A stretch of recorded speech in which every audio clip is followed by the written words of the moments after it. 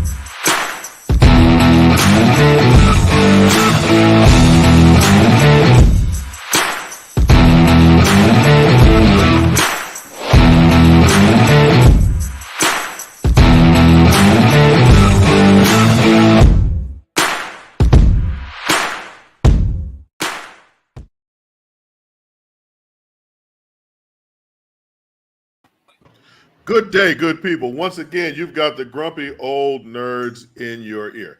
As always, I'm your Uncle John, your elder who knows too damn much about movies, TV, and all that other important shit as we shuffle back and forth so you can see who you're looking at. And over here is Auntie Nicole. Right there on the ones and twos is Uncle Roy. Right there, I don't even know what to call her. Cousin Amayu will work. Okay. You got what, the who? Cousin Amayu will work. Cousin Amayu. Okay. Aren't you an auntie? Yeah. Yes, but my oldest nephew is 15. So okay. Oh, okay. I think you find making a good case. if you change 3 of those letters in the word cousin, you might get it. I tried to figure it out. I was trying to work it too, John. Okay. It's too late in the evening for that. It's too late in the evening for that. Over there, we've got Uncle DJ, the Red Bone Assassin. And right there, we've got the 5-borough Ronin, Uncle Rod. What's good, everyone? What's good? What's good? What's What's up? good? You're not going to tell him who's supposed to be down there? Who's supposed to be over there? Oh, come on now. No. He on his way. So, okay. So, anyway, we'll say hello when he gets here. Can't be busting out my mans in them. Well, booty chair. You gotta wait for the booty chair. if we don't see the booty chair, it doesn't matter. That's how that goes. Excuse me. Pardon me. I'm a little verklempt here right now. I may have to go get some water. And I also ate a whole Oh, wait a minute. pizza. My bad. I also ate a whole cheese pizza, so I may have to run out of here and dash out of here every now and again just because, I'm intolerant to the lactose. And down here, we have Uncle Percy in the booty chair. Hi, Uncle Percy. And the dog. Hi, Uncle Percy and the dog. How are y'all? Oh, Tommy. Okay, so. Share the show. Share the show. Share the show.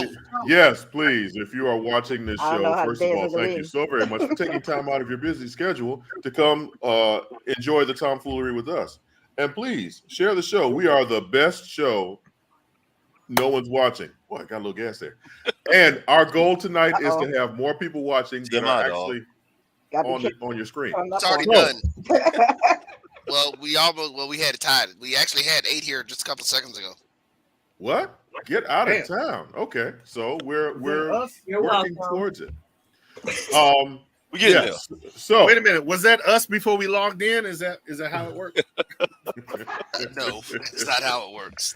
Leave it to DJ to piss on somebody's parade. So before we go any further down that rabbit hole, rest in peace to Richard Roundtree, a pioneering Black actor who passed away this past October 24th at the age of 81. Gone much too soon. Of course, we all know Richard Roundtree as the man who originated the role of Shaft in the 1970-something blaxploitation film Shaft. And he will always be a bad motherfucker, whether it's Shut your mouth. Shut your here mouth. or- I'm just talking about Shaft. We can dig it. Can Yes, you all you tell can. we practice that? But would anyone like to say anything else about the? Oh wow, look at him right there. That's a good picture. That's With that. him and That's a Samuel great L. picture. Jackson. Would anyone Yeah. like to expound upon the legacy that is Richard Roundtree, please? I know. When I looked at when I first saw Shaft and I saw Richard Roundtree, the movie had obviously been out for like a long time before I got a chance to see it and could really understand it. But to me, he was just like the epitome and the example of black manhood that we had. Even though it wasn't all the way 100% perfect, it was better than what had been put out previously. And I think he did a lot for young black men coming up during that time. Actually kind of looked up to him and saw, you know, an example of black masculinity at work. Like I said before, it wasn't all positive, but it was better than what was out now. But what was better than was out at that time, I'll put it that way. Yeah. One of the standouts of the blaxploitation era, Shaft actually was, if I can say, a level above some of that other stuff that was out there. I mean, Yeah.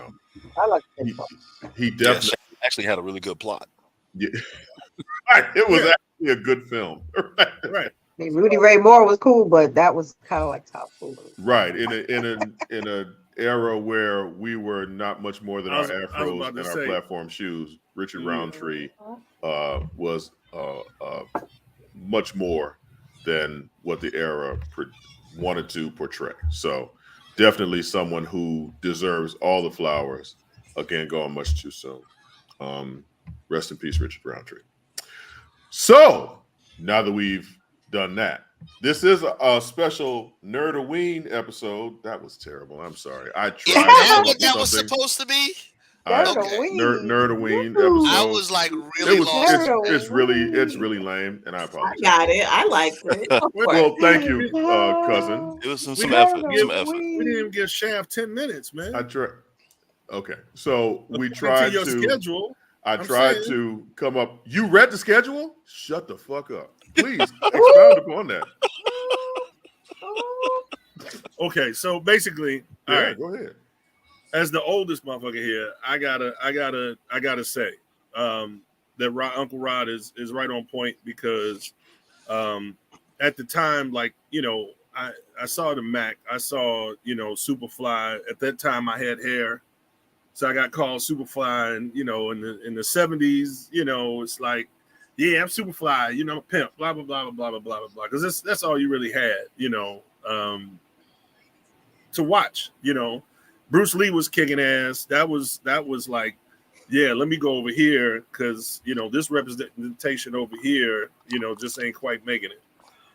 And seeing that movie when it came out, downtown Chicago, probably the State and Lake or the you know, Chicago, whatever, United Artists, and hearing, you know, Isaac Hayes, that soundtrack, you know, watching that one shot, the creativity, the cinematography, everything was just on point. You knew you were seeing something totally different. And you just watched this man, Richard Roundtree, just own the fucking screen. And there was nothing like it. There was nothing like Richard Roundtree's Shaft. And it hasn't been since any character that, you know, broke into the screen, a black man that broke that screen like that. He was Samuel L. Jackson before Samuel L. Jackson. Big time. Yeah. Big time. Yeah, but Samuel L. doesn't have, even though he played Shaft, Richard Roundtree was Shaft. Exactly. And he you know, he once Shaft came out, like you said, Uncle Rod Brothers was walking down the street with a little bit more, you know, a little bit more bounce in their step. Yep. Man, listen, Shaft didn't do drugs. You know what I'm saying? You didn't see him. Leather trench coats was flying. Man, he was fly. You know, he didn't take no shit. He had his own business. I mean, he had his own business. He was his own man. He didn't answer to nobody. So, I mean, come on. And then, just what Richard Roundtree contributed to the industry, to everything from there. And I even have to say, when he got breast cancer, he opened the conversation to make it more aware for people to say, okay, cancer is real deal. Yeah, it's not especially just, that type of cancer for men. Yeah, exactly. Definitely. So a lot of motherfuckers went. They said, "Well, damn, Shaft going to get tested for cancer? I guess I could go. We all need to get our titties checked. Right, but testicular, whatever. He just made it so it wasn't so taboo. So rest in peace to the man. Yo, what's wrong with you tonight, bro? Oh, I sincerely don't give a fuck. Tonight we're all off the rails. I don't give a fuck. Like, for real. I actually looked at the script. Is there any? You worried about me freestyling? You like off the dome right now? Yeah, let's ride with it. It's bound to go any which way tonight, Jack. I don't give a fuck. So, but thank you, Uncle DJ. That was very profound. I appreciate that, sir. That's why I had to play the theme music. He was just. Y'all didn't see me and Amayu cutting it up over here. He was doing Yes. No, what? I'm not gonna say what I'm saying. God, go ahead. Nope. I'm sticking to the script. Uncle Rod has berated me. I'm going to stick to the script. Stick to the script. So before we go any further down that rabbit hole, because it is NERDaween, I'm sorry, I had to say it one last time. Because it's Halloween, it's a very special episode. I thought it would be cool for us to look at the horror franchises that are currently out, and which do you think is the king or queen? I don't want to offend anybody of the horror franchises. We already know Mayu loves The Walking Dead, so, and that sucks. That's a horror franchise. Whole other thing, though. Wait, DJ, what did you say? That's a horror franchise. I was actually going to ask the same question. It's about zombies, doesn't that? Okay, so Amayu, would you consider that a horror franchise? No, I thought we were talking about movies. That's a whole series. No, franchise. Doesn't matter. The zombies are totally accessories to what is really going on. Exactly. Just in the background. So People are the meanies. Oh, sorry. Point in the wrong direction. Exactly. It's funny. I was talking to Kevin Grievous earlier today, and he actually asked the question. I was gonna say the same thing. Like all of us don't know him. Like, forgive us. He was speaking with Kevin. So, Roy, you need to explain to our audience. You need to explain to our audience who that is, because we know Uncle Roy. My friend, I'm saying, Grievous. I was speaking to Kevin Grievous. Right. I was speaking to Kev. Oh, I'm sorry. Kevin Grievous, Y'all are hilarious. Hey man, if we didn't fuck with you, wouldn't over be a cup of tea, saying? We had shits and giggles earlier, So what were you and Kevin Grievous discussing? Actually, we were talking about the Urban Nerd Con and the things that we are getting ready to do with it. One of those being the fact that we are going to do a horror track. And Kevin was actually asking the question about what things really are horror or what should be considered horror. Because like y'all were saying, a lot of this stuff that people said is like, that's really not horror, is it? It's just right. Yeah, because like his whole thing was one of the things that he was saying, and for those who don't know, this is Kevin Grievous here as his Rays in the Underworld series. They don't like, I don't consider the slasher movies horror except Freddy in Nightmare on Elm Street, just because of where Freddy operates. And the fact that he operates in your dreams. Like, that's the only one of what would be considered slasher movies to me. Like, Jason and them really aren't horror movies to me. They're murder movies. Wait a now, minute. Okay. Let me. Now, you want to know? I look at it as your whole childhood. The thing is that you have to recognize now that we've been a little desensitized because we're used to watching a lot of stuff now. So I guess there you go. And now I think to some degree we're trying to raise the bar a little bit on horror. But remember, horror is slasher. Horror is anything that you would never want to happen to yourself. You know what I'm saying? And that someone can comprise of, you know, to be able to formulate a whole thing. For instance, I love the Halloween series. I mean, even the bad ones. I like Halloween. That's my favorite franchise. And outside of Scream. But at the same time, think about it. It was originally going to be called The Babysitter Killers. And then they changed it to Halloween. Okay. Damn. And The babysitter Yeah, they did. Fuck. that's like, called. that's Yes. horrible. in your face.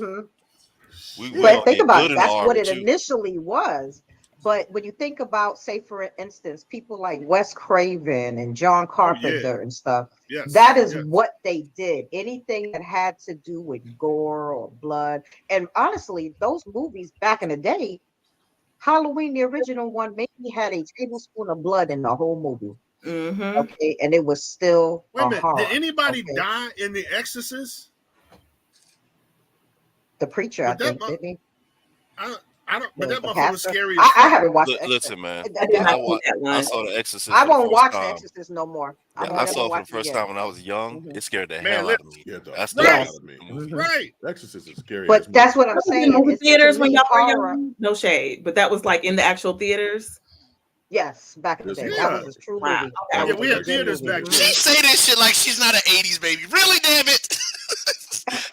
No, I'm just asking because I never saw that in the movie theater. So y'all saw that. Well, of course. Yeah, it was. That's cousin and Mayu now. I don't know if it's generation A, B, or C. I don't know what they are. She in the same damn generation that we are. What are you talking about? That's not accurate. I'm a zillennial. It's a new term. Oh, Millennial. Were you born in the 80s? 82. Okay, thank you. You're in the same generation that we are. GX. No, right after the baby boomers. No. Our parents were the I'm what you call 68. them people. I'm one of your parents. Shit. Exactly. See, oh, damn 68. You don't believe DJ if you want to. I was born in 68. Okay, born in 68 and being 68 are two different damn things, DJ. No, Uncle two Rod, different can you please things. claim But the I'm room, saying please? I Uncle Rod, could have please. had, you Can know, you claim the I'm room, saying please? yeah, we're gonna reset somebody the born in world. Uncle Rod. 82. I could Need have your had help, somebody please. born in Mop up 82. on aisle 9. Hey, Uncle Rod. We all Gen Okay, so wait, we John, all did you Gen just hear X. that dolphin math? I gotta call you out. The Whitney Young hold dolphin on now. math. Did you just hear that? You chill on the dolphin stuff. Did you just hear what your dolphin brother said? No, whatever he At said was 14. golden. Thank you, DJ. You're At fine. 14. So When do you think we get But puberty? just put it like this. I guess maybe to So everybody. going horror is back to different. the subject of what we're talking about. Fuck, man. Going back to what we were discussing. Damn. Yet. I guess the definition of horror. See, I always thought horror was some scary shit. Yeah, right. I mean, as far as I'm concerned, but the Real There's, Housewives is there's many horror. different ways to be scared, though. That's the thing. But anything where someone is being killed, right? Yes. Or there's a threat to your life. That's Right. Not horror. murder mystery. Not I murder thought, mystery. like you all were talking about The Walking Dead.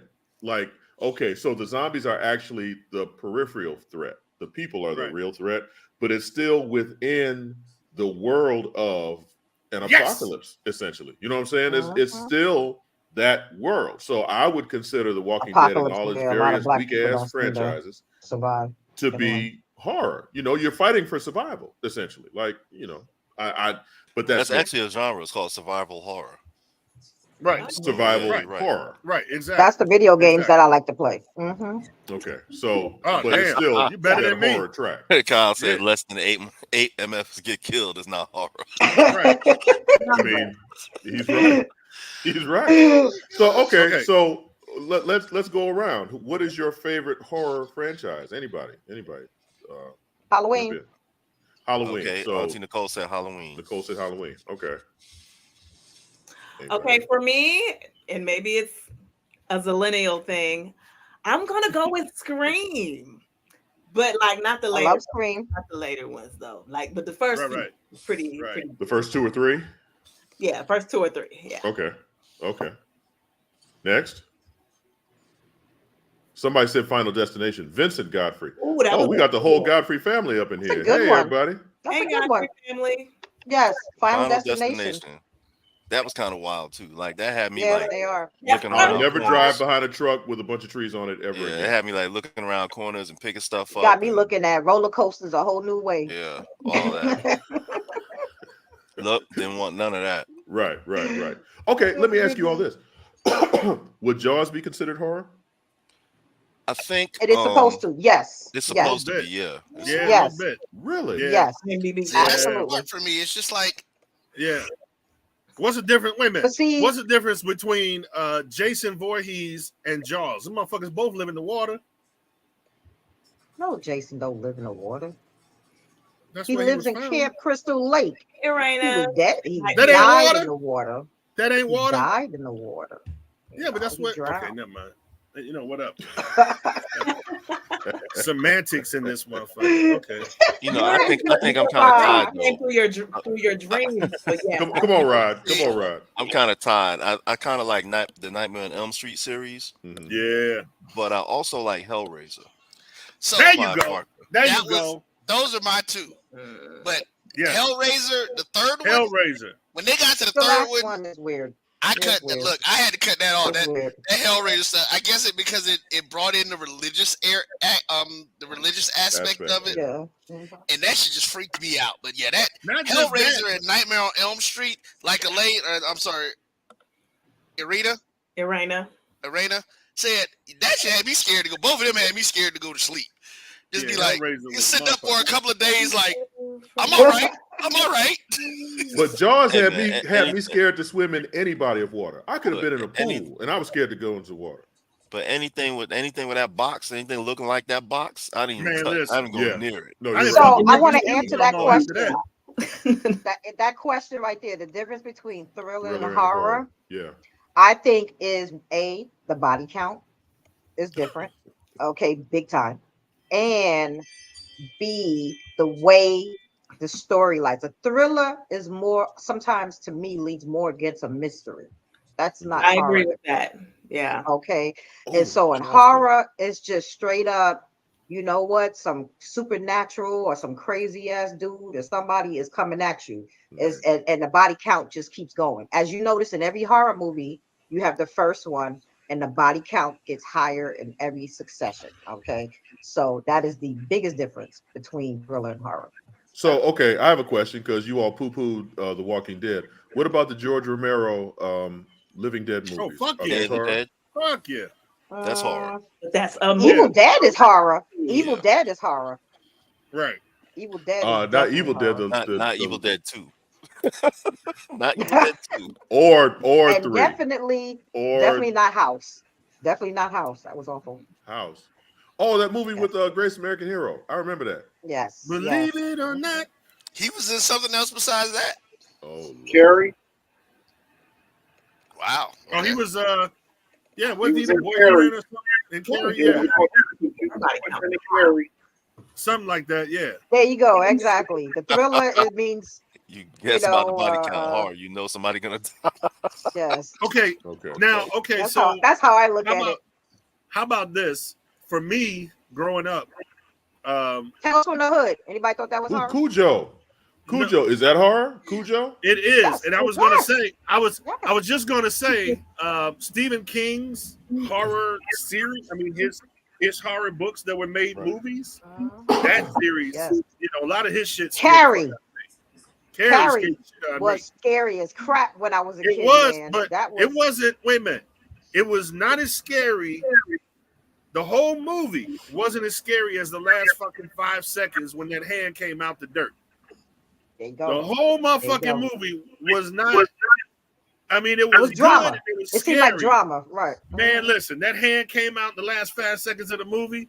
That was it. I think I dropped one. Christine. Is that a horror movie or is that a Christine. thriller? Yeah, That is Christine. a horror movie. Yes. that's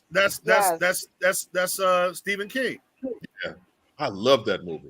It didn't Let me tell you, scare me, anytime though. they You know use what I'm a saying? doll They or remade kids, is Yeah, they did. All these remakes suck. But the original Christine, I enjoyed it, but it didn't scare me. You know what I'm saying? It was just like, wow, that's some fucked up shit. But it didn't, I wasn't scared to get into a car. They like I had was some scared. made for TV ones too. That was scary.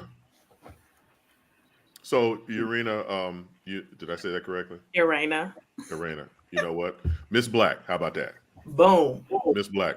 So Miss Black, that's what you meant by thriller having drama. Okay. So I think we've named damn near every horror movie that was almost ever made. So let's move on to our next subject, sticking to the script, Uncle Rod. Yes. I was looking Jay Hall.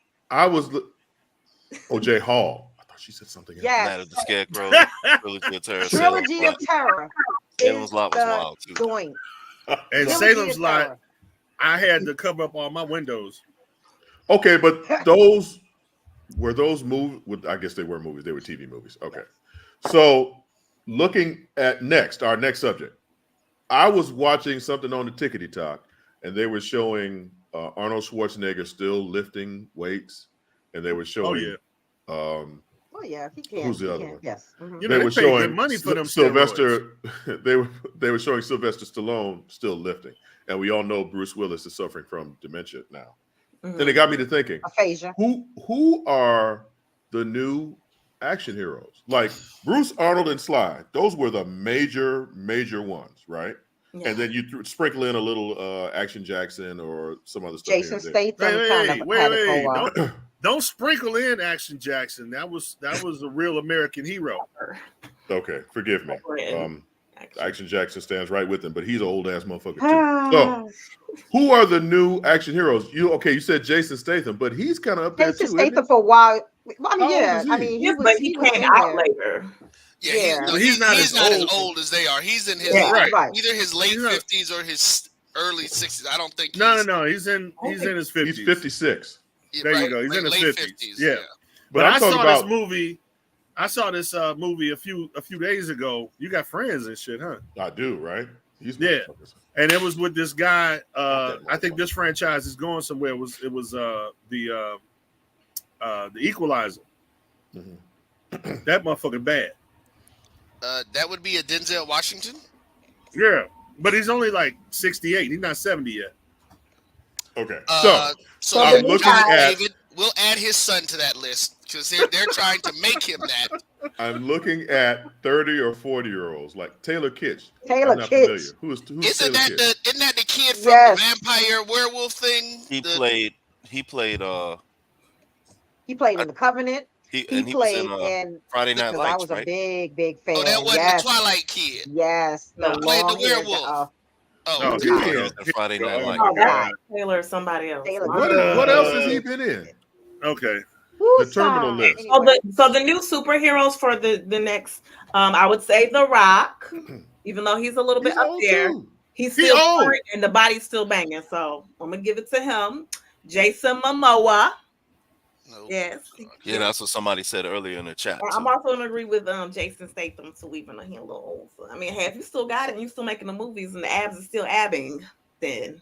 Well, I mean, but you got to look at it. The reality of it is, I mean, let's look at who your Batman is today. Yeah. Sparkly vampire guy. So you probably need. The werewolf should have been the one. You probably need people in our generation to come in and carry this thing until you can get people like your guy. Like we say, what's his name? Like we just mentioned him. I mentioned him, John David Washington. Like they're trying to build him into that with a lot of his roles that he's doing. Yeah, but he keeps picking the wrong movies. Oh my god. Actually, I've heard great things about that creator movie. They were like it's one of the only original ones. Michael B. Jordan. Jonathan Majors. But see, I think all of the superhero stuff then overshadowed the whole thing because now it seems like they've gotten away. Everybody's been so competitive with the superhero movies now. They've kind of they're drowning a little bit of the other movies that can be made. You know what I'm saying? Because everything is so geared towards Marvel and DC trying. True. So a lot of things. A lot of things that could have been action movies, and things that could have been action movies are now superhero films. So get people being superheroes on film. They possibly could have been in action films. Mhm. Absolutely. You know, The Rock is one. He made Black Adam. He could have made an action movie other than that. Mhm. Right. Michael B. Jordan, somebody put in chat. That's pretty good choice. Absolutely. Right. Idris Absolutely. Elba. I like Idris Elba, but I think he might be a little too old. He's old too. Let's He's look at not, under 40. he's Let's not look at action. Action. Under 40, like I can we all agree Well- that under 40 is younger? Yeah, absolutely. I mean, to be honest, without COVID, we probably would have seen more in a franchise that a lot of people, I don't know, but you know, the Kingsman, that's probably like the newest Taylor franchise Edgerton. with that kid. He's good. You know, he's got the personality, the swagger, you know, the action and everything. I mean, it's the new James Bond-ish, you know, type character For you younger know, generation. for the younger generation. Okay. Chris Evans. Yes. Well, But that's what I Chris mean. Evans, I Goes thought you back said to under the 40. goes I back think you to said the, under 40. Is how old is he? He's not under 40. Got to be over 40. I'm about to Yeah, tell Chris you. Evans had to Evans? be. I could have sworn he was over 40. Okay. I'm about to say, dude, Chris Evans been around for a minute. Not that long. 43. That's Okay. over 40. That's over 40. That's I over 40. know, Yeah. but barely. Sorry. How old is Cavill? He's got to hit Henry 40. Henry Cavill. He's got to that's hit right. 40 at least, right? Henry Cavill, he's got Henry Cavill. I don't know actually. Yeah. I respect 41. Henry Cavill because he really gets No. into his 41? roles. 41. He knows his stuff. He's 41. Okay, so Okay. yeah, he That's what I'm just saying. hit So, it. yeah. Because that was one of the few things that I actually did like about the casting of him and Bruce Affleck and what Ben Bruce Affleck. Affleck and what your boy was and what Snyder was trying to do. Because that was Right, the first right. time they actually showed Batman being older. I mean, outside of Wonder Woman, of course, who we know is 5,000 years old. But outside of the other heroes, Batman was supposed to be older than them. He was supposed to be older and be more hardened with the way that he did things. And so I like that when Zack Snyder, when they cast that, that's why I thought that grouping was like one of the perfect groupings that they could have worked with. But you know, DC started DCing and did dumb shit. Well, there you go. So I guess my question has been answered because we've come up with a plethora of names of young actors who could be the next action stars. Because I was really worried. It was taking me a minute. I was like, God damn, who under 40? And it's like all of the Aquaman, your boy Momoa. Jason Jason, Momoa. we said that.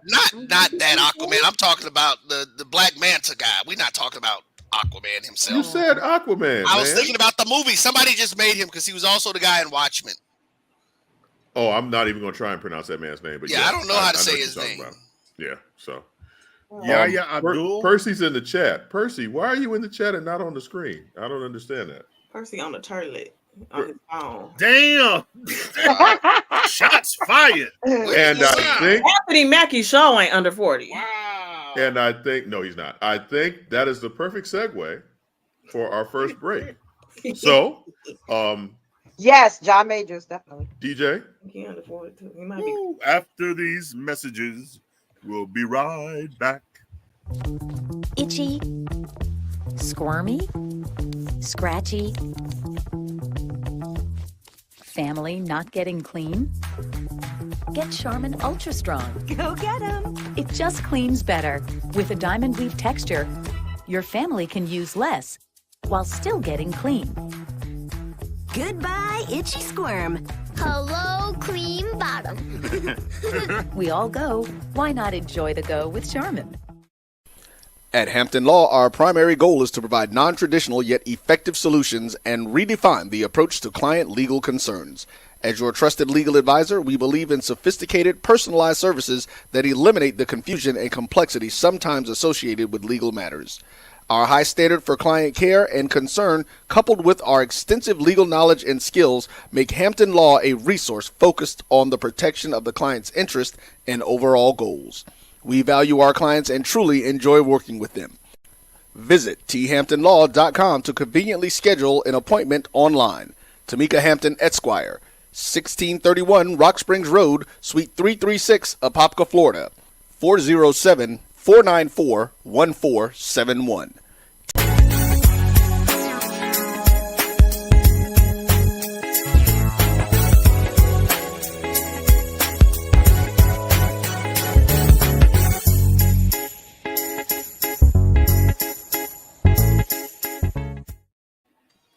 Welcome back. Once again, we are the grumpy old nerds. What are you saying?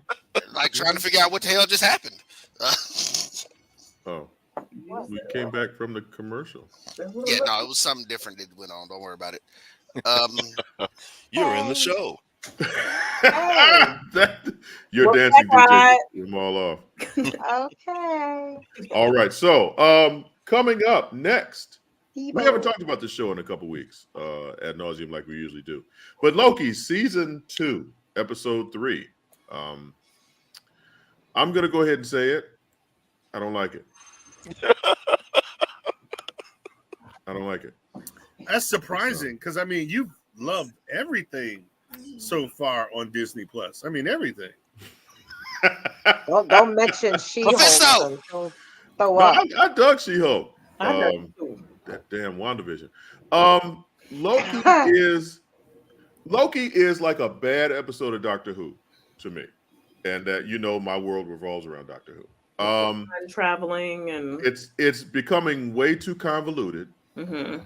And Jonathan Majors' portrayal of Kang, He Who Remains, is annoying.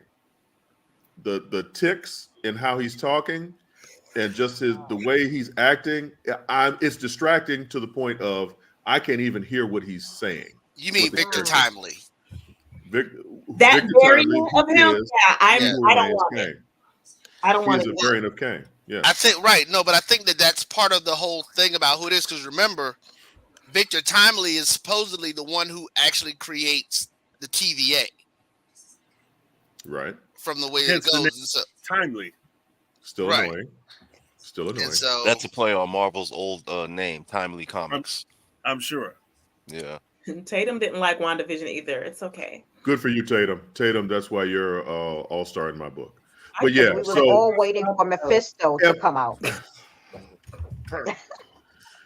Am I the only one? Am I the only one who finds his performance is just annoying? Or I is think it? no, I don't think he's supposed to be. I think he's trying really hard to be annoying.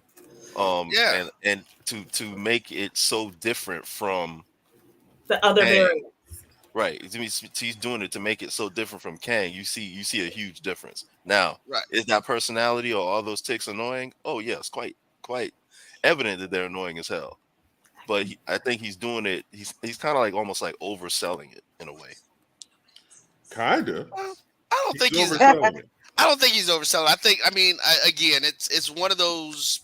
To me, it looks like one of those dramatic things because of the fact that they are such different characters, and now you're talking about this kid who came up, who like you said in the last episode, he couldn't create any of his devices because of the fact that technology just hadn't caught up with what he's doing yet. His excuse me. You all right, bro? Somebody need to run over to the house and get you some water. Should have had some plastic on that couch. It might be a little dusty. Damn. Wow. He's the hardest stop time. You see him? He's stopping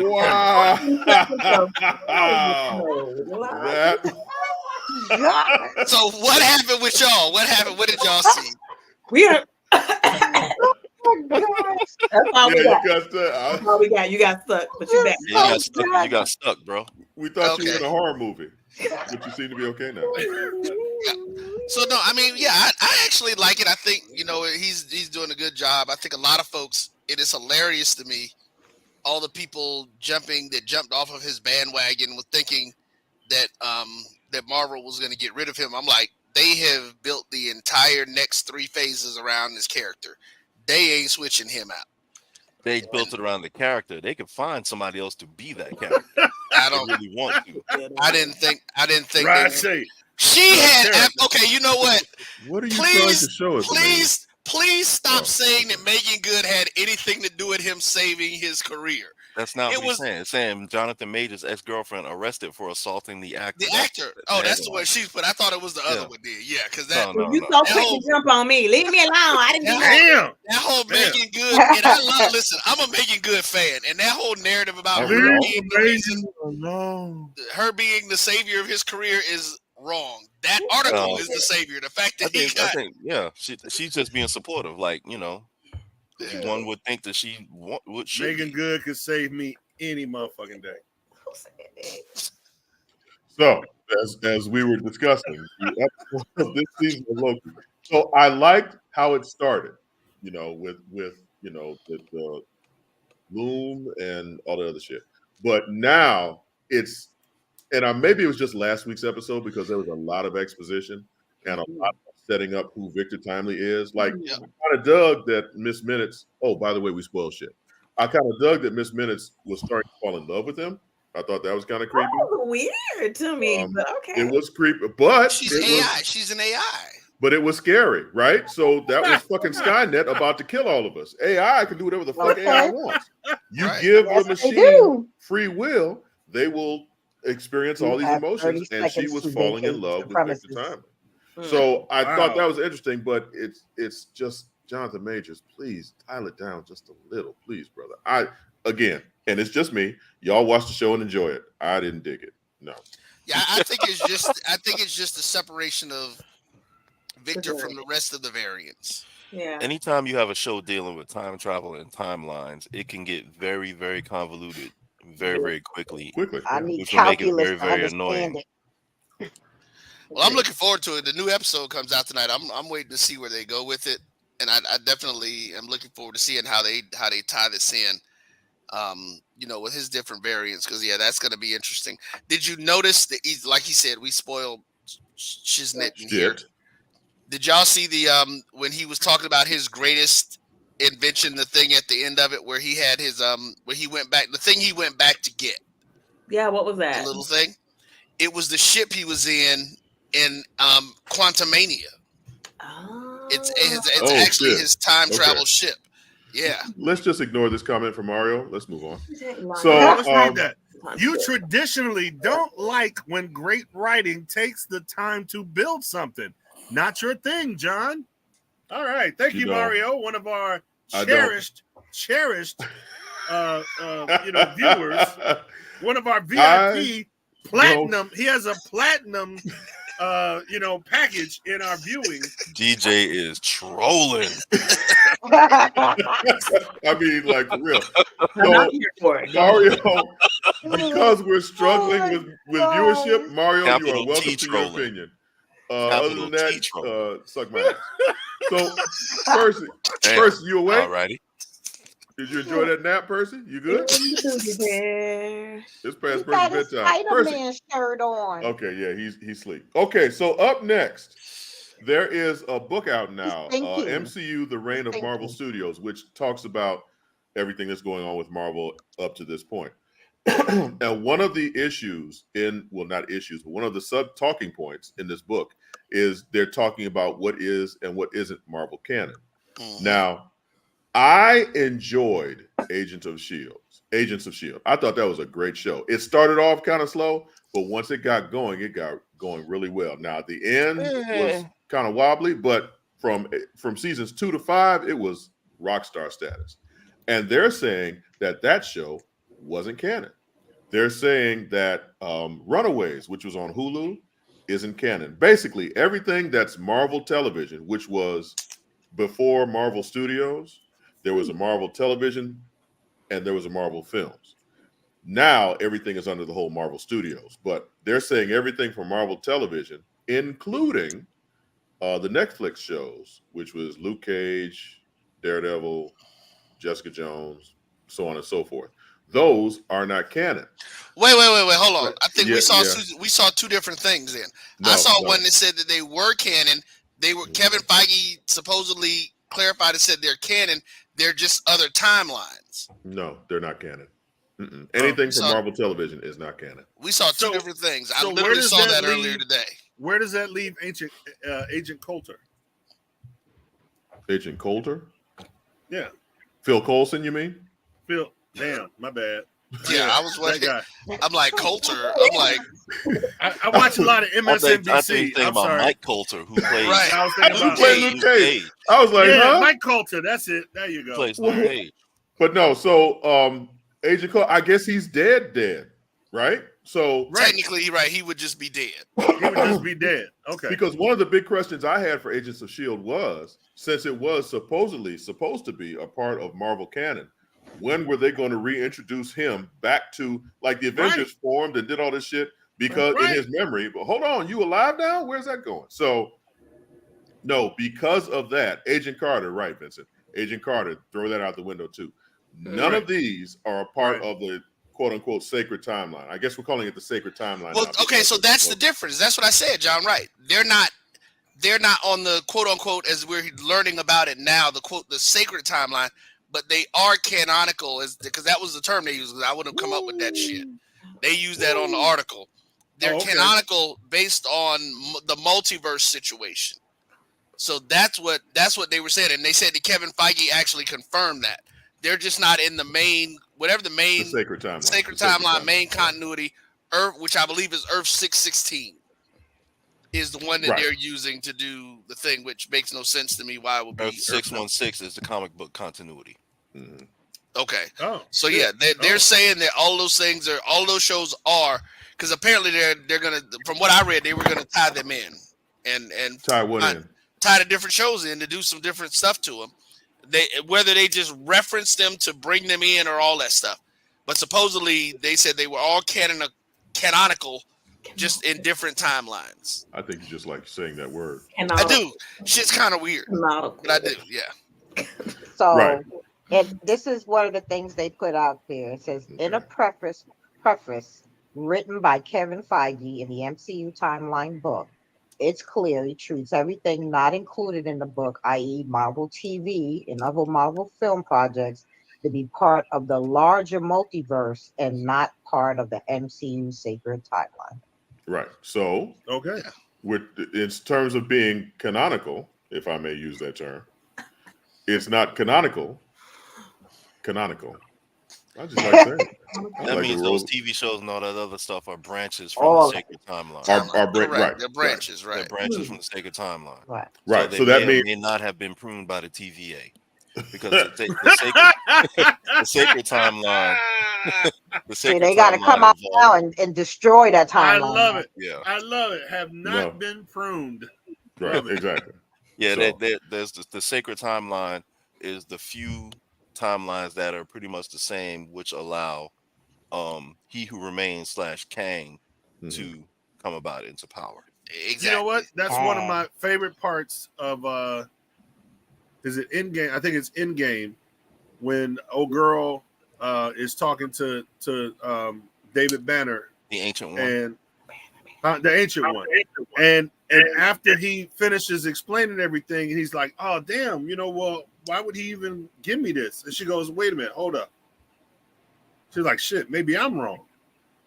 You know what I'm saying? Like, she's like, you damn, I guess I fucked up. You're on the right path and shit, and puts him back. I love that. I love that part. Created a different timeline.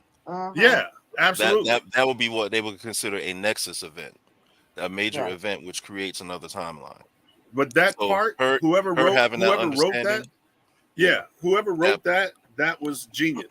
That part, her having an understanding of what needs to happen and why she needs to give him the stone, that was a nexus event which created another timeline. Which, in and of itself, is the reason why they did that, so that they could say the shit we don't like is no longer a part of the sacred timeline. I mean, let's be honest, because it's becoming convoluted. It's too much shit. And what else I want to bring up with this is that somebody brought this up earlier. Them scrapping plans for the Wonder Man series, because now it Marvel at one point, it just seems like Marvel at this point is just throwing shit out there, whatever we want. Yeah. Let's just throw everything out there and see what sticks. And I think what they're recognizing is that it's too much content, not enough quality. So they're going to, plus what we discussed a couple of weeks ago about how they actually ran their TV shows, in which case they were just making shit as opposed to having a writer's room and a showrunner. And now they're going to start trimming or pruning, if you so desire. They're going to start actually pruning their shit so that it's starting to make a little bit more sense. Yeah. It surprised me that they would have so little emphasis on continuity with those shows and with Agents of S.H.I.E.L.D. Yeah. Like, at first they tried to keep it, somewhat consistent with Agents of S.H.I.E.L.D. And then after a while they was just like, you know what, we can't remain consistent with the releases of films and whatnot, which they really could have if they wanted to. They could have, They didn't really want to. And they could have done the same thing with the Marvel TV shows. Well, Plus, part like of it they also didn't have a writer's room. They didn't have anyone who was a continuity expert or a history expert at Marvel and say, this could have happened during this time. This could have happened during this time, which is what an They editor were just does making in a shows. comic book company. So, Rod, are you saying the fact that all these films just fit in so perfectly, films and the TV shows for a moment were fitting in perfectly, that shit was by accident? No, I'm saying that somebody there was like, we can do this way. And somebody else after the fact was like, no, that's no good. We don't want that anymore. No, what happened with, especially, it was primarily with Agents of S.H.I.E.L.D. and actually Netflix and ABC Studios both did it. And what they did was, even though the MCU was moving away from tying in and mentioning those characters, if you paid attention to it in both of the series, in Agents of S.H.I.E.L.D. and the Netflix one, there was always, after a movie came out, there was always a reference of the stuff. Like for example, in Luke Cage, when he first ran into your boy selling the DVDs, he was selling DVDs of the incident after the original Avengers movie. You know, the Battle of New York is how he referenced it.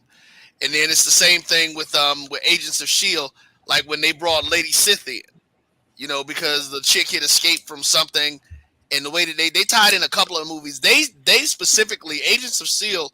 specifically tried to stay tied into the movies where they were writing it themselves, but the movies was just like, these motherfuckers ain't really here. They're our little redheaded cousins that we ain't even trying to be bothered with. Well, that actually is also Kevin Feige, because Kevin Feige did not like Joss Whedon, and Joss Whedon has proven to be a dick. So they wanted to kind of distance themselves from the whole Joss Whedon thing. The events of Captain America, the Winter Soldier, also necessitated some changes because Hydra had totally infiltrated S.H.I.E.L.D. and it broken S.H.I.E.L.D. down. So, I mean, they kind of touched on that, even on that in the series, a little bit. But they could have used, to me, they could have used the series to kind of reconcile all of that with S.H.I.E.L.D. and Hydra and have S.H.I.E.L.D. regain control, rather than them having to run from safe house to safe house and not having all the stuff they normally have. But the problem is, Agents of S.H.I.E.L.D. was a Joss Whedon baby. They don't like Joss Whedon anymore. See, I didn't realize that was something of his. Because actually, Rob, what you just said makes a lot of sense. Because even in the Agents of S.H.I.E.L.D., the triplets, quadruplets, whatever the hell them kids, that guy was, who was bouncing around, who had the twin and everything, all that was set up by Nick Fury. Yeah, but I think Jay Hall has given us the concluding comment. The failure of the integration of the Inhumans killed Marvel TV. Yeah. We're not even going to talk. We're gonna end on that note. So we'll go to break now, and when we come back, I'm not. People hating on the Inhumans. They need to read an Inhumans comic. Okay. No. People are hating on the Inhumans TV show, which was hot garbage. That's what people are hating on. Yeah. Come on, DJ, take us to break, please. After these messages, we'll be right back. If you think all pads are exactly the same, think again. This is Always Ultra Thins reinvented with the Always Triple Protection System. This pad wicks gushes 90% faster, absorbs even more so you can feel dry, and locks odors in. Rethink your pad for up to 100% leak-free and odor-free comfort with the totally reinvented Always Ultra Thins. This is always like never before. The Cuvée Group is a Florida-based marketing and training consulting firm. We help businesses communicate to their target audience and engage them in conversation. We also help to expand their audiences, which will ultimately result in growth for those organizations. In addition to being a certified constant contact specialist, my colleagues and I are also certified in John Maxwell Leadership Principles. We use these proven principles to conduct workshops, training, and private coaching sessions for individuals and companies looking to take things to the next level. Contact us to schedule a free consultation. Issues today, don't delay, call Cuvée. As technology continues to bring changes to the world of education, it's time we also reimagine teacher professional development. Gone are the days of one-size-fits-all learning that can only be accessed at a specific time and place. The Stride PD Center is an on-demand library of mobile-friendly courses that allow educators to learn anytime and anywhere. Our dynamic courses provide bite-sized learning and help educators advance their knowledge while also gaining professional development hours. The best professional development plans are those that include a level of flexibility and choice for educators. Whether you're a teacher, school, or district, visit us today to take charge of your learning.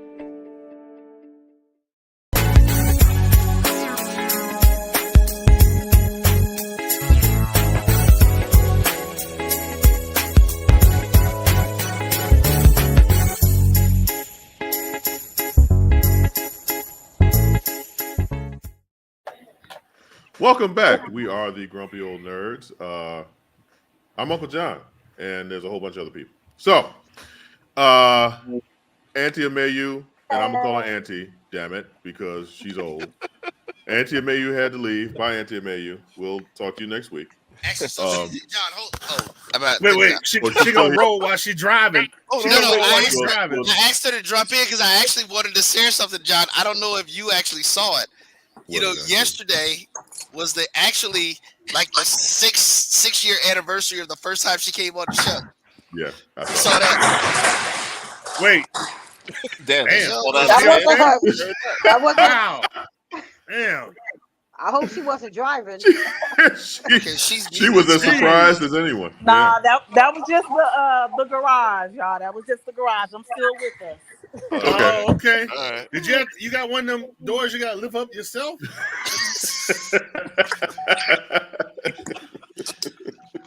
Amayu, did you hear me reference your 6-year anniversary of your first appearance on the Grumpy Old Nerd? Yes, I did hear that. That's crazy that it's been that long. Yeah, that's a wow. We've been doing this for a minute. Yeah, wow, and, 6 years. Yeah. And Auntie Amayu is still the cosplay queen. And thank you for your much needed support and contributions to the show, Auntie Amayu. And yes, I called you Auntie. I refer to you as That's Auntie right. Forever. COUGAR. Okay. Yeah, Amayu, thanks. Where you were going with that? Yeah, I was like, wait a minute. I just wanted you to get your thing before the show was over. So, all right, talk to you later. Okay, so. Oh my word. Oh, your word. Yes. So I wanted to address this because it lends credence to a couple of things that have been said. Britney Spears came out with a tell-all memoir this past week where she absolutely trashes Justin Timberlake, and I thought that was hilarious as fuck. But I wonder why Britney releases this tell-all, empties out all her dirty laundry, and it's cool. But then you have Jada, who empties out her dirty laundry, and we crucify her. John, because nobody pays attention to Britney Spears. You know the answer. That's a lie. That's a lie. Wait a minute. Okay, go ahead. The Free Britney movement was huge, okay? When she was locked in that conservatorship where her own family was taking her to the queen. So it is all about appearance and how things was handled. In a way, it's two different situations. That's what I'm saying. It's the thing is, I'll admit, I think in a way, Britney was definitely taken advantage of. Okay, and her family used her, including her sister. Okay, and her father. Yes, the whole family did. How otherwise, Jada Pinkett. Kyle, you funny. She's the user. You know what I'm saying? Jada's the user. So like, even though, and I'll play a helmet Zemo. I will Hey, play. That's my boy dancing. I'll play the role of Auntie Amayu as defender of the black woman. Jada is in a position where she just wants to speak her truth. And she and Will had agreed upon their separate situations, right? No. How so? I really don't think so. I think that, Jada agreed on the situation and she was like, well, if you want some more, this is the way it's gonna be. He's like, okay. Well, then that's his damn fault. I was about to say, so you're saying Will is a simp? That man has been programmed. I keep trying to tell y'all from the jump. He's a clone. That man has He's been not a programmed. clone. He's a simp. He's you know, I mean, even from back in the day. Go ahead, Uncle Rod. You know what? You're gonna tell They need to deprogram him. They need to put him in a deep freeze like they did Barnes and deprogram him. He needs to disappear for like a year and then come back, do a movie. He's gonna have to do an action movie. Yes. And everybody will forget about it. He'll make his money. Yeah, Will's gonna keep making his. He's and then, never. They let them continue to do whatever they're gonna do. That we all know. Listen, man, we all know that situation is totally outlandish. Man, What, if you the look Will back and Jada? timeline, So Britney's situation isn't outlandish. Nobody's saying Britney's Britney situation part is crazy, but in the way Why she do we was love the white legally woman? bound. Why do we love the white woman? God. No, It's two totally different situations. You know what? You know what? It's a different situation because she was legally bound by everybody around her. So she couldn't do shit. I mean, she was being monitored even in her own damn bedroom. So that's a whole different situation. It's not even trying to protect the white woman. Okay. Hey man, I had But- look, There we go. There we go. Uncle Percy. Even Go the ahead. dog leaving. He likes Why? this smoke. Can you guys hear me? Yes, sir. Why the fuck we talking about this shit? Why? Because everybody loves the white woman. No, Because no, everybody stop, loves the stop, white woman. Hey man, I have beef with her No, and no, no, Justin no. Timberlake. We are sat up here. Justin we used crucified Janet. Jada. He used her too. We're this. We need to stop. Don't even bring this up no more. Leave these two bitches alone. Oh my God. Oh Leave them alone. We can even bring this up. Just got burned. Oh, Damn. God. Wait a minute. These two ladies got these books out. Somebody go get his wife. These two ladies. Even my Yoda's running away. Got these books out. Who cares? If you stupid enough to buy the book, then fine. Why you gotta be stupid to buy the book? Who cares? Who really cares about this There's stuff? an audience for this, Percy. No, Percy. What you got to understand, Percy, is that there's an audience for all the dirty laundry that is being tossed around. And every person who bought those goddamn books are goddamn stupid. They could use that money for something else. Oh my Lord! Tiptoeing out of here. Old nurse shit tonight. People who like that kind of stuff. Yeah, I can't find it. John, excuse me, I can't find it, but the views and opinions expressed by the guest, the host, and the people on this show not necessarily reflect those of the Jericho broadcast or Hey man, you ought to know. You need to have that on deck. You need to have the disclaimer. I gotta create another slide for it because I don't know where it is no more. Oh my word! Why are we talking about this on this show? Because it's relevant, and because No, I it's like not. talking about gossip. It's not relevant. Let's talk about something else. Okay, you can go back to your corner now. Thank you. The dog came back. All right, there you go. Daddy's like, all right, he done with that shit. Let's go. Daddy ain't mad no more. I can come back. So all right. Elsewhere on the tickety talk, because that's where I get most of my news. So there was this clip where now debating as to whether this clip is real or something that is fabricated, about what is acceptable what is an acceptable place for a first date, right? So a list was created of acceptable places women felt of first dates, places to go to first dates. Now, the relevance of this to this show is that most of these places I took first dates on back in the day. All these places from back in the day when I was actually going out on dates, when I would take different girls on different dates, most of these places were those places. And I don't understand what's wrong. I wish Amelia was still here. But Nicole, since you're our resident woman, I'd like to ask a couple of these places because just curious. Nicole, are you single, by the way? No.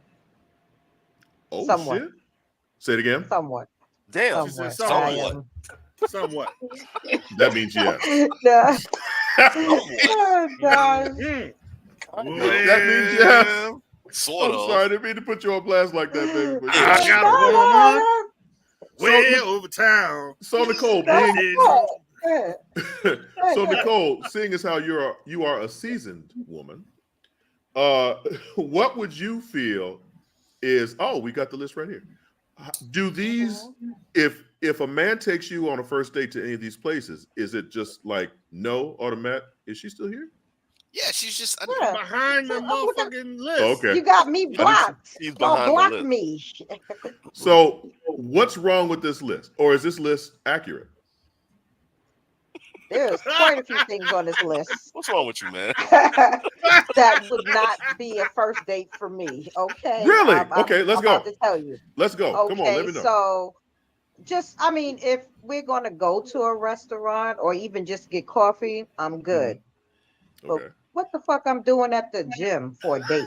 The church for Wait. a date? Time what out. am I doing at a fact? Come on, bro. Time out. But you know what? That's individual. Maybe I'm just an old ass man. The gym isn't a good place for a first date.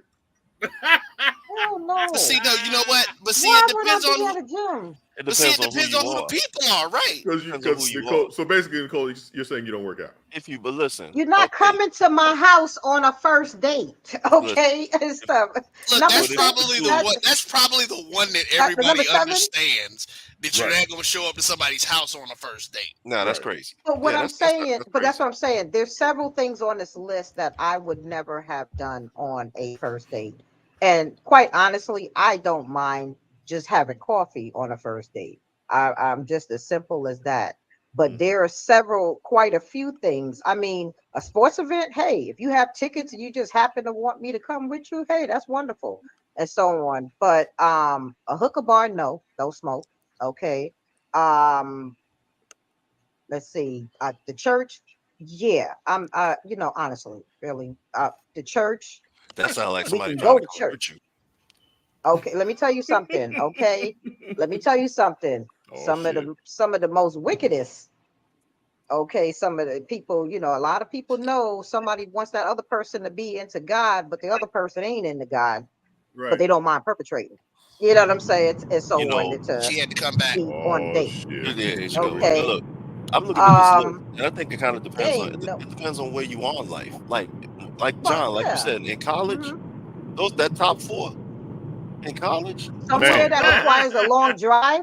Somewhere that requires a long drive. I done seen way too many scary movies to be somewhere going on a long drive for a first date. That is not happening. Okay, ain't no way in hell.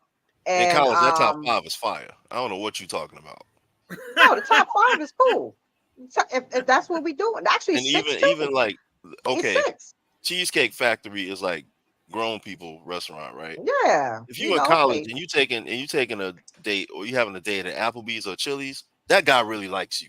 Mm-hmm. Yes, he does. Mm-hmm. Yes. Dudes in college ain't got no damn absolutely money. right. Mm-hmm. Absolutely. Chipotle is all right, right? I'm not going to the gym. Movies is cool. I understand movies. Movies is good. What about bowling? Bowling is wonderful. I like bowling because you get to see how athletic she is. I do it. Mm-hmm. No buffets. That feels ghetto. Buffets, I wouldn't want to really do on a first date.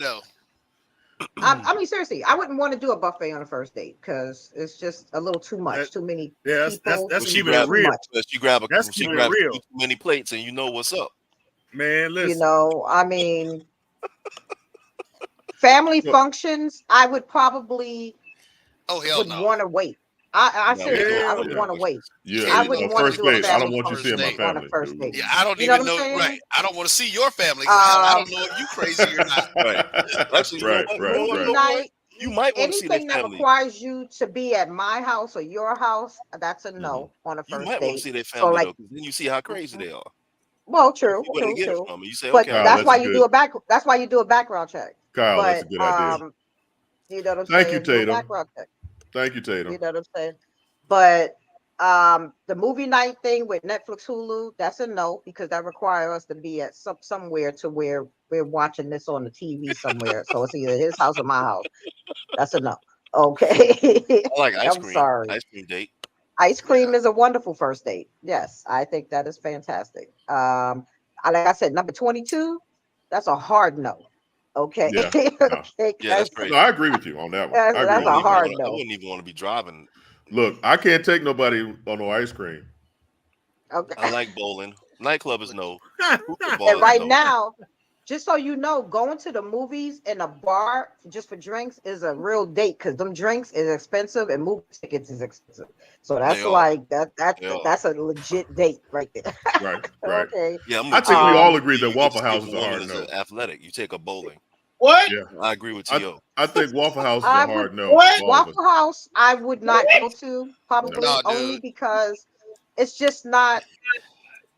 I mean, think about it. I don't mind doing coffee and stuff, but it's just something about the Waffle House. Not Waffle I probably would just Nah, leave it alone for right so now. I'm gonna have to disagree with y'all being here in Atlanta for as long as I have, and Rod, meeting don't people you in dare. the South. What? Dude, Rod. no, Don't you that's dare. Roy saying that. I'm sorry, Roy. Don't you dare. Yeah, listen, I know too many chicks that have been like, "Oh, I love Waffle House. Let's go."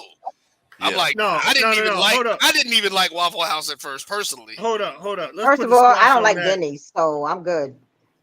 Well, first of all, I discounted. I have been banning Denny's. Like, what do you call it? I don't do Denny's. You know, picking in the motherfuckers since the Denny's. beginning. And yes, Amayu, I don't do any buffets. But here's my thing with the I don't do Waffle buffets House, and this goes for all the bros. I think we can speak for the bros. On the first date, we're not taking you to the Waffle House because if shit break out, then and if you started it, now we're supposed to fight for you and shit at the Waffle House. That's not happening. That's not happening. I don't know you like that. I don't know you like that. So now we get to the Waffle House and you start some shit, and I'm supposed to fight all these motherfuckers. I'm gonna try to exit you from the situation. I'm gonna try to exit you from the situation. If you keep talking, you're gonna be left. No, hell no. Uncle Percy wants to poo-poo y'all again. Go ahead, Uncle Percy. Uh-oh. Why are we talking about? Let me stop. No, I'm there's nothing wrong. There's really nothing wrong with a buffet. It depends on what buffet you go to. That's number one. Number two, I give you a perfect example of a buffet. I ain't talking about no goddamn Golden Corral, but Fogo de Chao, that's a different story. You know, well, that's a restaurant. But there's a difference. Okay, so he ready. There's a difference between a buffet and a restaurant. That's a real restaurant. But it's a buffet.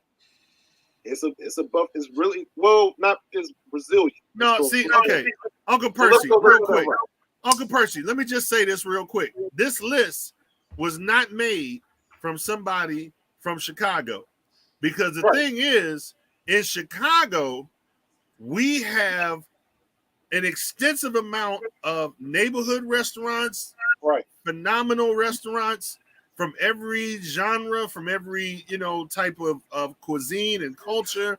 So there's not there's not a lot of there's not the Ethiopian diamond on this list. There's not taking them to the point. White Castle. But do you hold on? But do you know why this list came up? You guys know why this list came up? We have no idea. The list came up because there was a video, there's a viral video of a woman refusing to get out of the car on her date because the dude took her to Cheesecake Factory. Mm-hmm. But it was her fault. Really?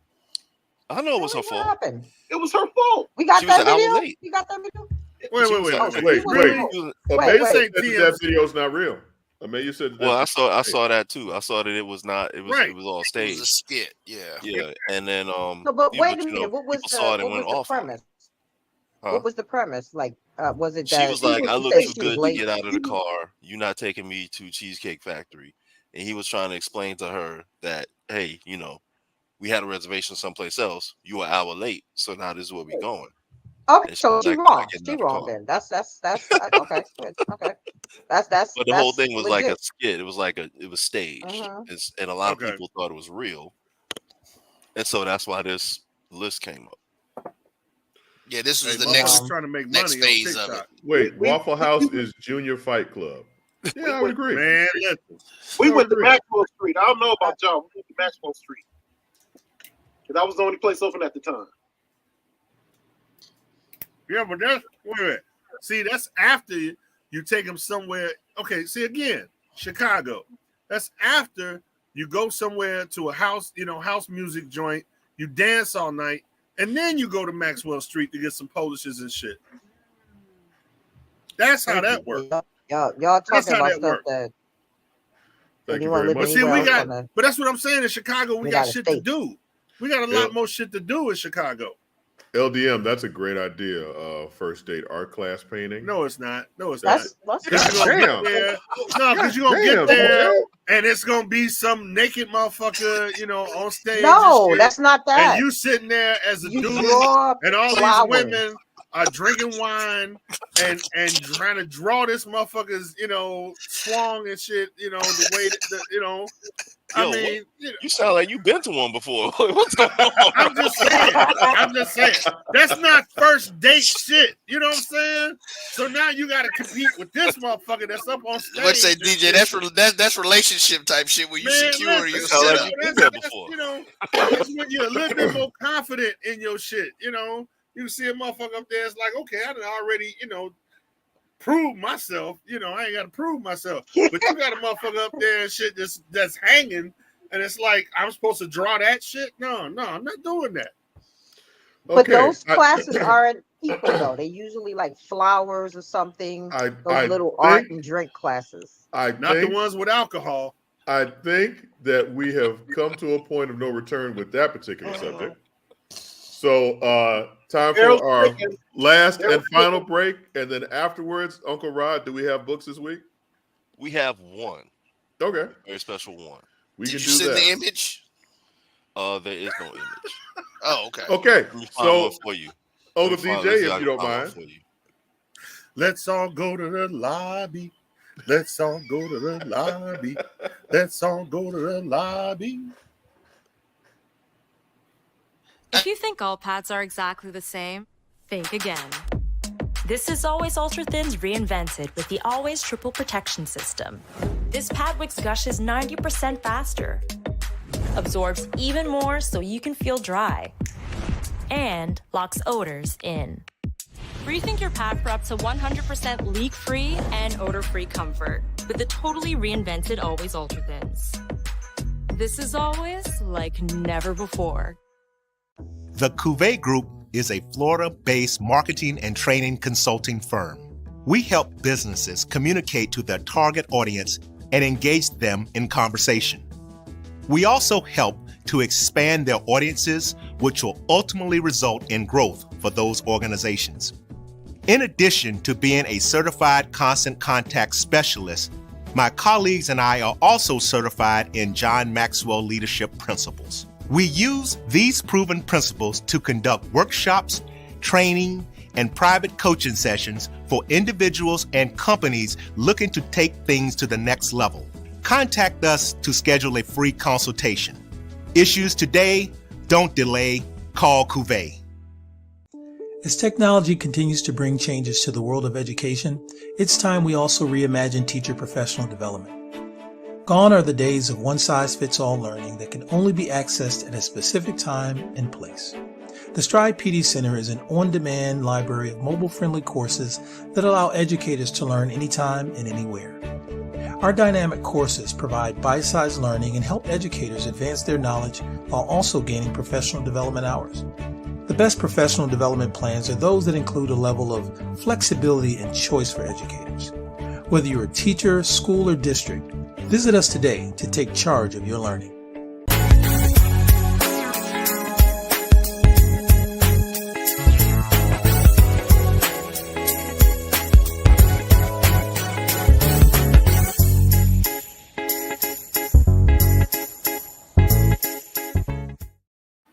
Welcome back. Once again, we are the Grumpy Old Nerds, as we are... Take two. Welcome back. Once again, we are the Grumpy Old Nerds. Brain fart right there. Once again, we are the Grumpy Old Nerds. I'm Uncle John, and there's a whole bunch of other people. So, Uncle Rod. Jesus Christ. Uncle Rod. Yes, sir. What you got for us today?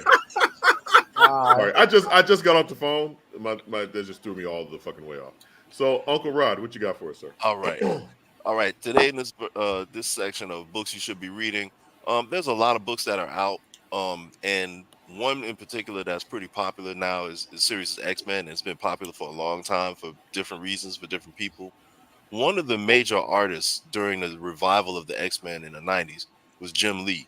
Jim Lee's style is like very cinematic, like very detailed and over the top, some would say, but it was needed for the reboot of the X-Men in the 90s. As long as you have Chris Claremont writing it, it's going to be fine. But IDW has recently come out with an artist edition of Jim Lee's X-Men, and it has actual pages. Well, it has reprints of actual pages that he did for the different comics during his run at Marvel. Jim Lee is now the vice president over entertainment at DC. So he came up big time. The book is what they call a coffee table size, and this is what it came in. This big box right here. When we Okay, pull it up a little bit. We can't see it. No, it's because of his background. This is background. Yeah, no, we didn't see. No, but put it in front of your face. Hold on. That's what she said. There you go. Okay, all right, there you go. You know what? Uncle John is not gonna, I was not going to deal nothing with what John just said.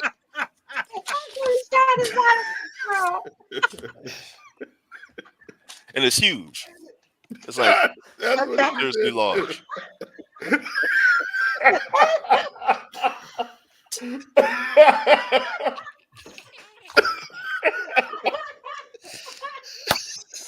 You Philistines.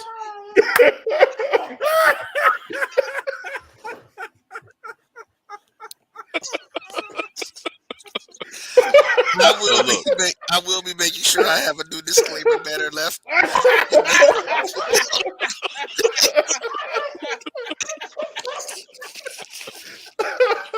So look, great artwork. It costs a bit, but it's worth it.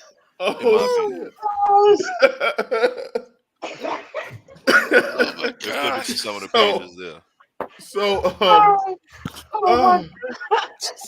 So, Rod, in your opinion, where does Jim Lee rank in terms of your favorite artist? Oh my gosh. Where does he rank? Oh, I got tears in my eyes. You know, he's like top 5 definitely for me. Okay. Right up there with John Byrne, right up there with George Perez, Neil Adams. Let me see. You know, one that I think that people really don't think of as a comic book artist because he does a whole lot of painting is Alex Ross. Okay. So, but he's done comics. So, but yeah, he's illustrated comics before. So yeah, I mean, that's why I had to put him up there. Yeah, his stuff is incredible. Yeah, Jim Lee, in my opinion, Jim Lee was one of the people who brought Marvel to the forefront in the 90s. His style, because you had so many other people copying the shit that he did. Right. Him, and to this day, I don't understand how Rob Liefeld is as popular as he is. I hate, can I say, I'm looking dead at the camera when I say this. I hate your art, sir. I think it's trash, and I think people are sheep buying your nasty, ridiculous shit. It is terrible. I thought it was just because he couldn't draw feet. But he can't draw feet. He draws men with titties, like barrel chested out to here. His dimensions are completely off, and then he'll have this hulking figure with feet this size. Rob Liefeld, you are a hack, and God bless you for your ministry. But yeah, he sucks. Okay, so yeah. That being said, can I make a suggestion, which I just thought of, like at this very moment? Sure. Uncle Rod, can you do us a huge favor? And it doesn't have to be next week, but at some point, can you get with Uncle Roy and we can carve out like at least the last half an hour of the show? Can you please, because it's so important, show us the progression of, let's say you're talking about your top 5, maybe even top 10 artists, of all time, and show us comic book wise. And since everybody is, so into the movies and they don't really have the concept of where this came from and all these characters.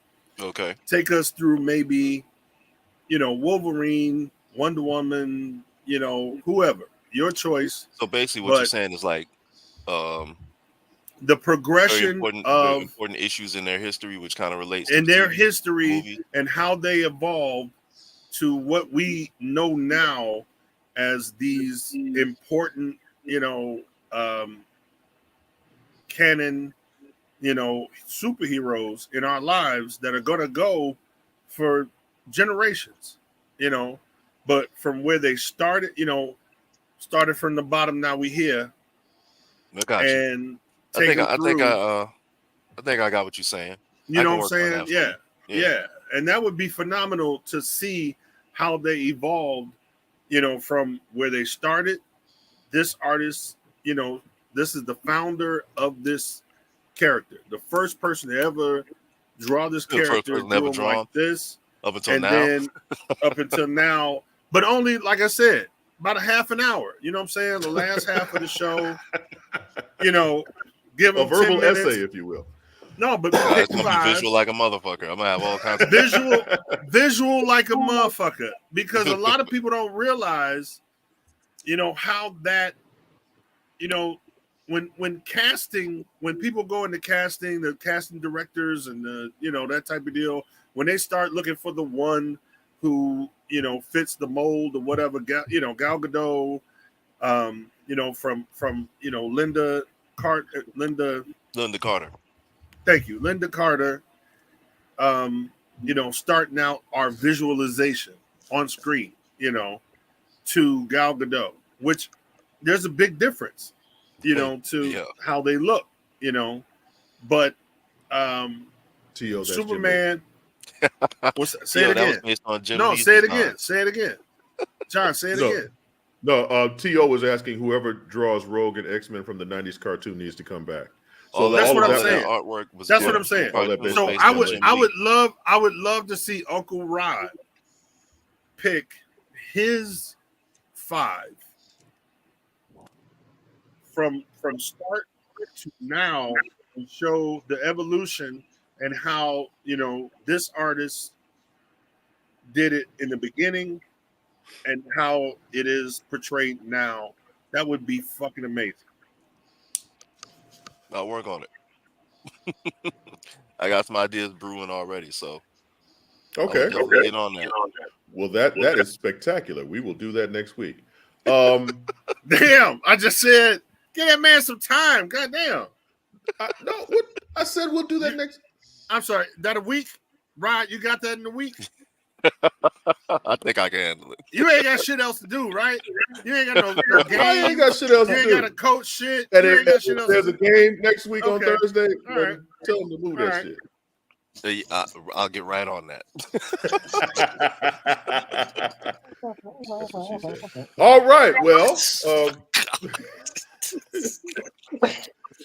I think it's now that time that we've come to the end of our show. Uncle Percy, is there anything you'd like to announce to us on your way out the door? Yeah, I sure do. Oh, shit. Oh, shit.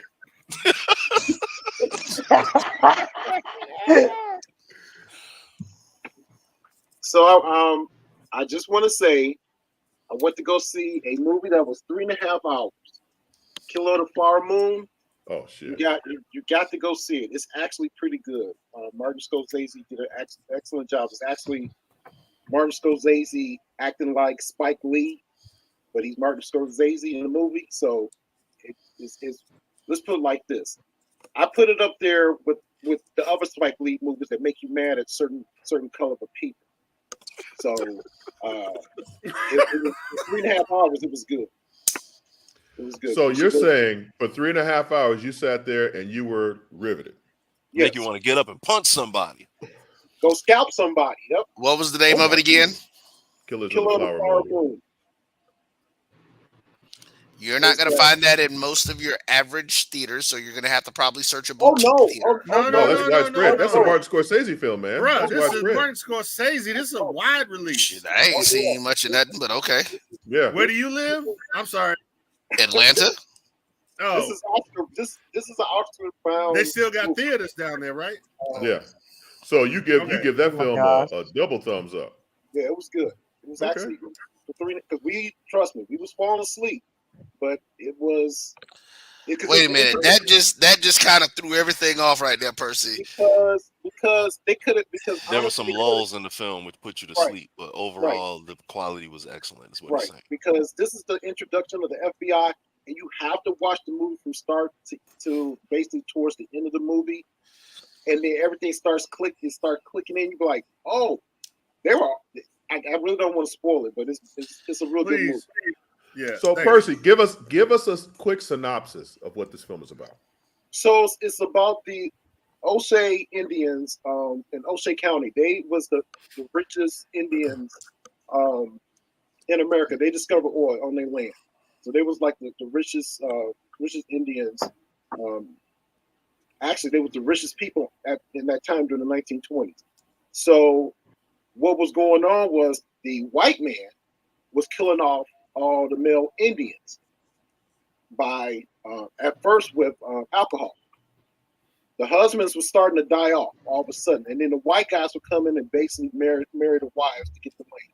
That's basically what the whole thing was. Oh, I remember seeing a preview for that. But during that time, it was these mysterious killings of all these wives that the tribe started investigating, and this is one guy who played by Robert De Niro, who is the pure white devil. That's all I can say. He is the pure white devil that basically tries to run everything and try to manipulate people.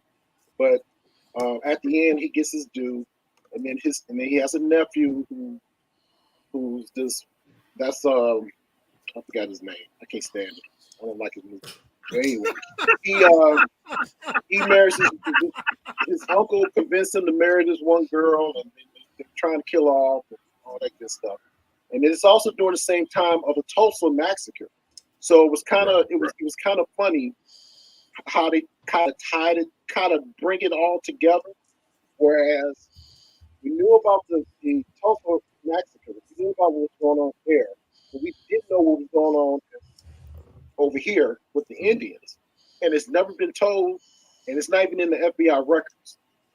They actually blow it. They actually make it like, yeah, it happened, but it didn't happen, kind of thing. But yeah, it was a very interesting movie. And like I said, the way Scorsese did it, it made me think about Do the Right Thing and School Days. You know what? I want to go see it, but I ain't gonna lie. 3.5 hours is a long ass time. But if you pay attention to it, like I said, it's not like I said. They could have called the last 45 minutes of it, but once they start getting into it, you'd be like, okay, yeah, it's good. It's good. I did have a friend who went to see it, who said who gave me the same recommendation and said, you know what? Most of these, 3-hour whatever movies, may not keep your attention, but she was like, no. I was holding it. She's like, because it keeps you. It keeps you through the whole thing. And, so the 3.5, you don't even, it's not an issue. Okay, cool. All right. Check it out. I guess I need to go. One thing. Yes. And they discontinuing AMP, just to let you know. Discontinuing what? AMP. They are. Yes, they are. Why? They don't have funding for it. So Amazon is shutting it down on October 31st. Damn. I'm sorry. What's They're AMP? discontinuing what? AMP. It's an app where you essentially can do your own radio show. Oh, okay. Yeah. So, Auntie Nicole, anything for us on the way out the door? No, not really. However, Uncle Rod, I do appreciate your appreciation for the arts of comics because I don't know if you have looked at Greg Rucka's style for Wonder Woman. I I thought do. his art was phenomenal. I really He did. liked his version of Wonder Woman. He did a great So job on that anyway, run that's with it. Wonder Woman. So if you do your history project that Uncle DJ put out there, Yeah, you got homework, boy. and at least give that much of DC. If we're gonna look at DC in any good light, the comic book version of Wonder Woman by Greg Rucka was fantastic art. Yeah, it was dope. It was. Well, I was a fan of George Perez's run on Wonder Woman, but who am I? Uncle DJ, anything for us on the way out the door? I just want to know why Yoda looks like he about to take Auntie Nicole's head off and shit. I mean, I don't know what the fuck he did just you waiting. do? He waiting. No, but what'd you do? What did you do? Are you no, but are you slightly evil? I mean, like he looks like he's determined to take your head off. So I'm just wondering what the fuck. Because he said, fuck around and find out. That's all. He's on standby right No, now. I know because you said no. When you said you were kind of single, so I was wondering if you've been fucking with Yoda, and he was just like, okay, this shit is over. I'm sorry, it's over. I'm sorry, I can't do it no more. And when you say kind of single, does he know that you're kind of single? Does he know? Yeah, I'm gonna let that slide. Uncle Rod, anything for us on the way out the door? Crazy. No. I'm good. Everybody be good. All right, Uncle Roy, what's coming up on the network, sir? Gave me a great laugh today. Actually, next week we will have some Urban Nerd Con news to share with everyone. Hey! Okay, so if all hearts and minds are clear, for me, Uncle John, Uncle DJ, Uncle Roy, Uncle Rod, Uncle Percy, Auntie Nicole, and Auntie Amayu, we thank you for joining us this evening. We appreciate you every evening that you tend to spend with us. And join us again next week. Tell your friends and neighbors the best show that they're not watching is right here on Thursday nights at 8:30, 7:30 Central. Once again, for all your uncles and aunts, night-night.